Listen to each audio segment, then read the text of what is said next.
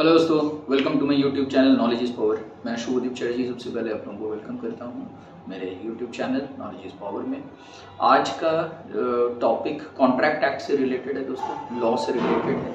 ठीक है, आप लोग में से बहुत सारे स्टूडेंट्स सीए में इसका तैयारी कर रहे होंगे, तो उनको ध्यान में रख करके कॉन्ट्रैक्ट एक्ट जो कि कॉमन है सभी तरह के फाउंडेशन के कोर्सेज के लिए, उनके लिए ये टॉपिक मैं लेकर के आया हूँ। ठीक है, आज का जो डिस्कशन होगा वो होगा exceptions to the general rule, no consideration no contract. ठीक है, तो हम लोग इसके बारे में डिस्कशन करेंगे दोस्तों।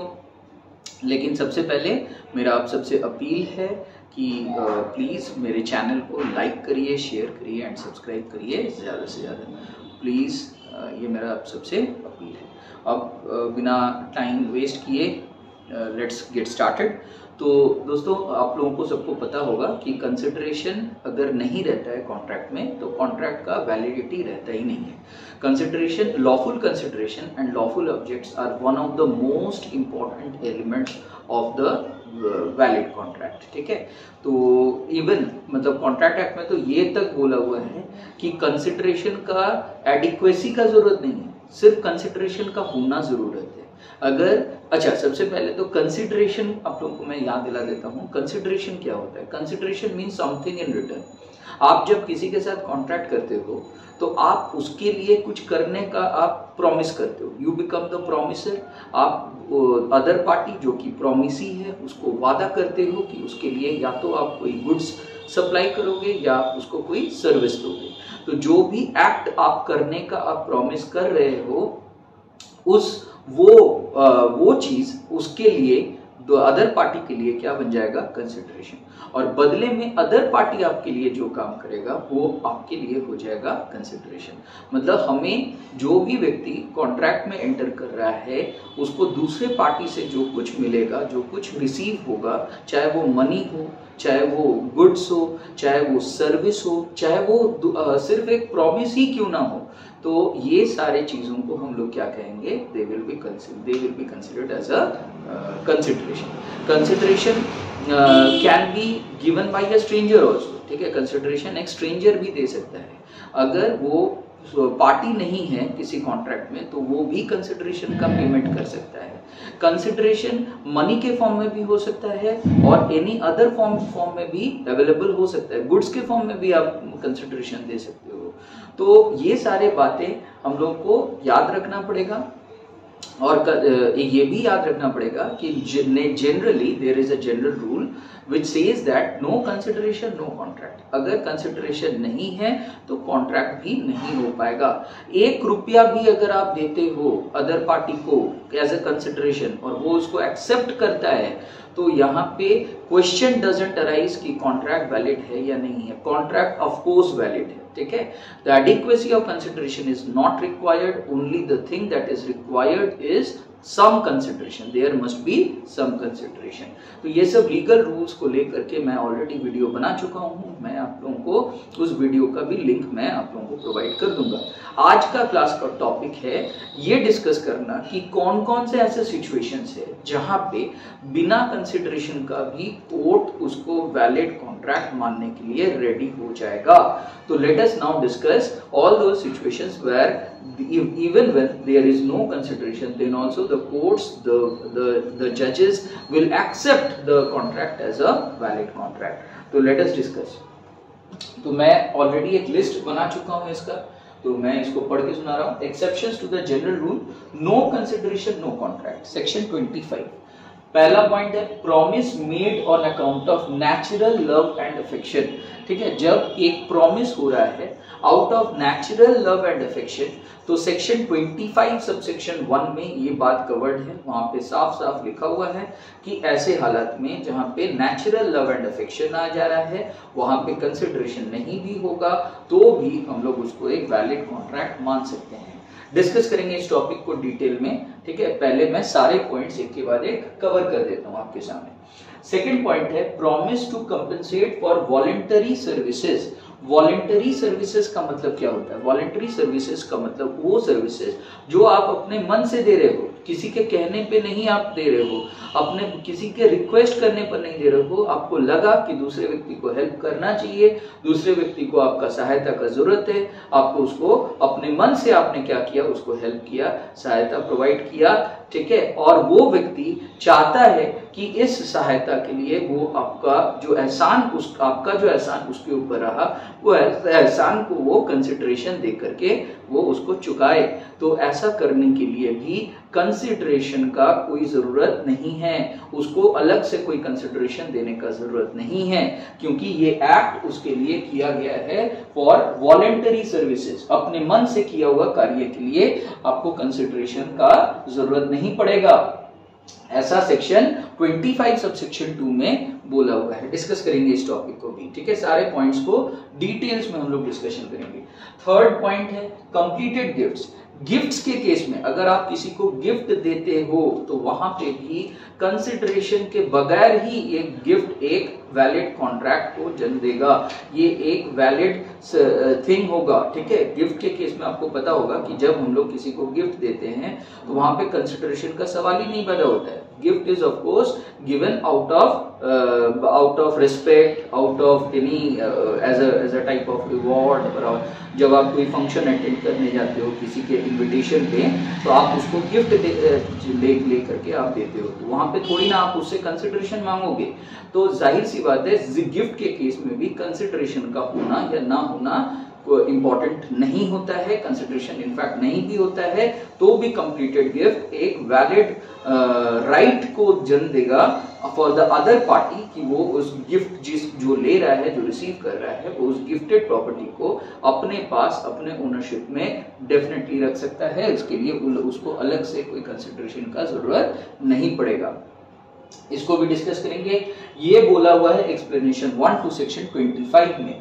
फोर्थ पॉइंट है क्रिएशन ऑफ एजेंसी। सेक्शन 185 क्या कहता है? सेक्शन 185 कहता है कि अगर एक प्रिंसिपल एक एजेंट को हायर करता है और उसको अगर बोलता है कि मैं तुमको कमीशन दूंगा, बदले में तुम मेरे लिए सर्टेन एक्टिविटीज करो, सर्टेन सर्विसेज मुझे प्रोवाइड करो, तो ऐसा करने के लिए भी एजेंट अगर फ्री ऑफ कॉस्ट अगर वो बोलता है कि मालिक हमको कमीशन चाहिए ही नहीं, ठीक है, आप भूल जाइए कमीशन, हम बिना कमीशन का हम काम करेंगे आपके लिए, तो ये भी एक वैलिड एजेंसी माना जाएगा, ये एक वैलिड एजेंसी कॉन्ट्रैक्ट माना जाएगा, क्योंकि यहाँ पे जो लिखा हुआ है सेक्शन 185 में कि बिना कंसिडरेशन का भी एजेंसी क्रिएट किया जा सकता है। सेक्शन 185 ऐसा कहता है।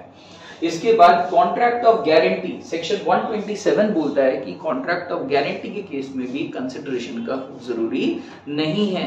कॉन्ट्रैक्ट ऑफ गारंटी में आप लोगों को याद दिला देता हूं, ये एक ट्राइपार्टाइट एग्रीमेंट होता है। यहाँ पे 3 पार्टीज होते हैं। एक बैंक होता है जिसके पास आप जाते हो एज अ प्रिंसिपल डेटर, आप उसके पास जाते हो, जाकर के आप लोन मांगते हो।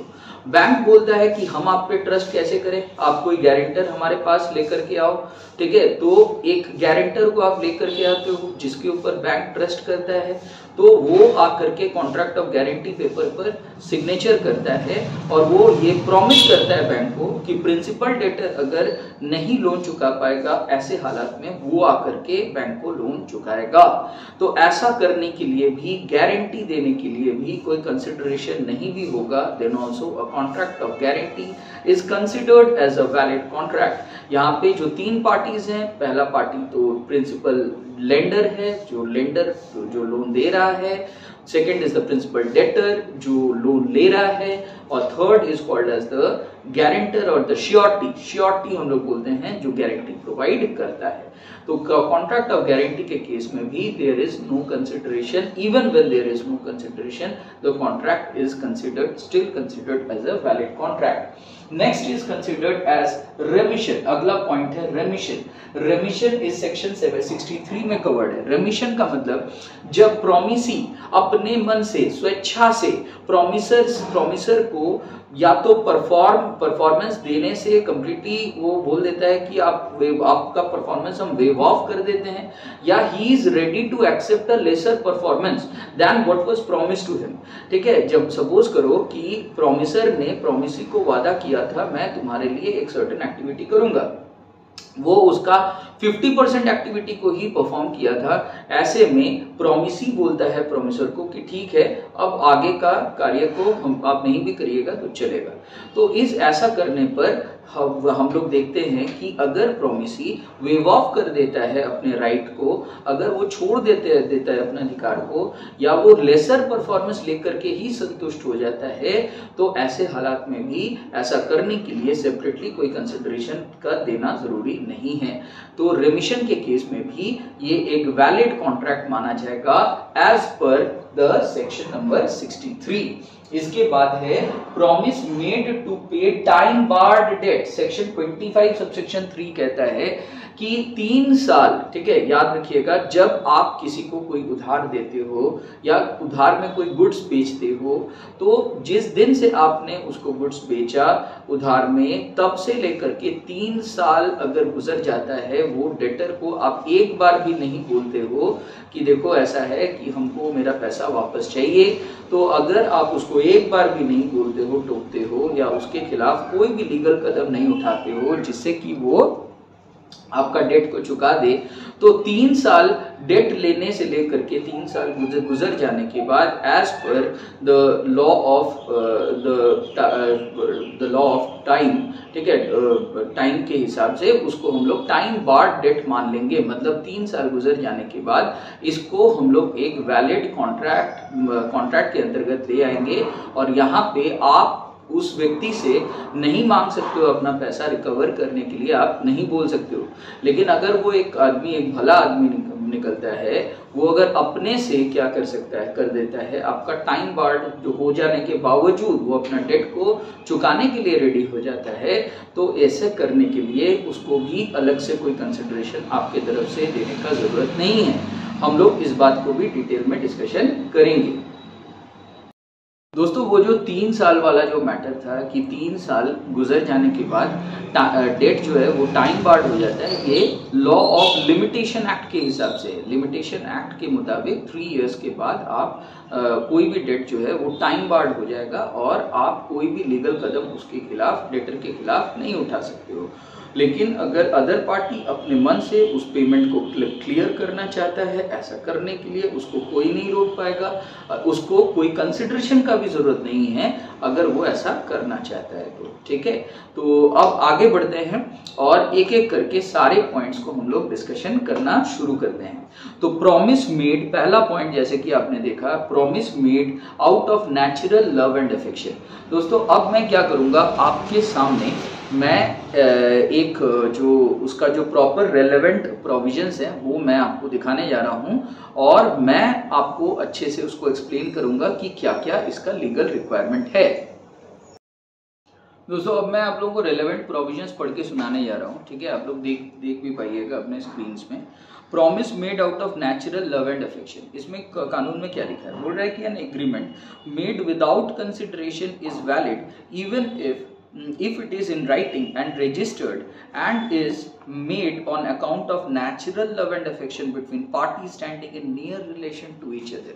मतलब अगर कोई contract out of natural love and affection होता है, अगर कोई agreement out of natural love and affection होता है बिटवीन फैमिली मेंबर्स और between parties who are standing in near relation to each other, तो वैसे में ऐसा एग्रीमेंट को कंप्लीट करने के लिए, परफॉर्म करने के लिए अलग से कंसिडरेशन का जरूरत नहीं है। Thus, an agreement without consideration will be valid provided। क्या क्या रिक्वायरमेंट्स है देख लीजिए, ठीक है। व्हाट आर द रिक्वायरमेंट्स, ताकि promise made out of natural love and affection को भी वैलिड माना जा सकता है इवन विदाउट कंसिडरेशन। पहला पॉइंट है, it is expressed in writing, ठीक है। ये कॉन्ट्रैक्ट राइटिंग में होना चाहिए, लिखित होना चाहिए। Number 1, it is registered under the law, मतलब ये जो एग्रीमेंट आप कर रहे हो आपको इसको रजिस्टर करना होगा, मतलब आपको स्टैंप ड्यूटी दे करके स्टैंप पेपर में आपको क्या करना होगा, स्टैंप पेपर में ये एग्रीमेंट करना होगा और आपको ये रजिस्टर करना होगा। कोर्ट के पास इसका एक कॉपी जमा होना चाहिए, एक नंबर मिलेगा आपको, ठीक है। इसके बाद third, it is made on account of natural love and affection, ये नेचुरल लव एंड अफेक्शन के जरिए होना चाहिए। It is between party standing in near relation to each other, ये पार्टी ऐसे पार्टीज जो फैमिली मेंबर्स हो, ठीक है, या नियर रिलेशंस में हो, ऐसे पार्टीज के बीच में किया हुआ एग्रीमेंट होना चाहिए। फॉर एग्जाम्पल मान के चलिए father and daughter, agreement between father and daughter, husband and wife, ठीक है, फादर एंड सन, ठीक है। तो ऐसे केसेस में हम लोग इसको एक वैलिड एग्रीमेंट मान सकते हैं, प्रोवाइडेड, ठीक है, ये कंडीशन सेटिस्फाइड होना चाहिए। Agreement should be in writing, it is registered under law, made out of on account of natural love and affection, and fourth, between such an agreement must be between parties who are in near relation to each other. Normally these types of transfers are called gift. इस तरह के transverse को clearly बोल रहा है कि ये gift माना जाएगा। इसके बाद नेक्स्ट पॉइंट क्या है, देखिए नेक्स्ट पॉइंट है promise to compensate for voluntary services.